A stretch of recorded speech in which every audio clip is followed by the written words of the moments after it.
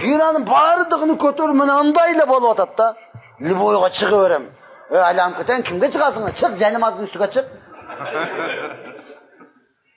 Рингге чыгам, бойго чыгам, эркек болуш керек. Эркек болсоң чык, жайнамаздын үстүгө чык. Канча саат тура аласың жайнамаздын үстүндө? Жаның чыгып атат го, а? Пайгамбарыбыз чыныгы эркек эле. Намазга тургандан буттары шишип кетет эле. Намазга тургандан таң атып кетет эле. Ана эркек.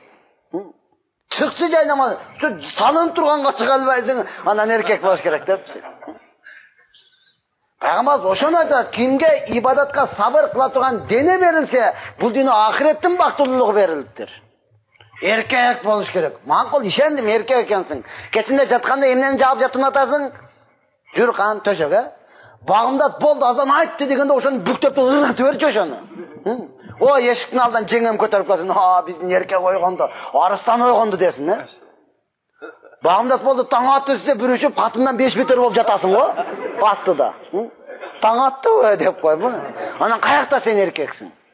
Кантип эркекмин дейсиң, урматтуу. Ошондуктан кайта эле күзгү барып эле пурчуң көтөрө, түсүңдү да карачы бер.